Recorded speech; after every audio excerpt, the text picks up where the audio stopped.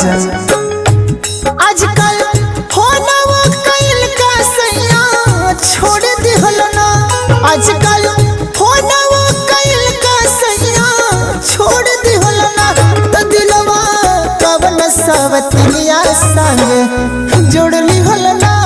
दिलवा कवन सवतिया संग जोड़ लिहल ना। आजकल फोनवा कइल का सैया छोड़ दिहल ना।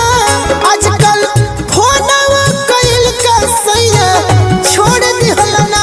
तो दिलवा कवन सवतिया संग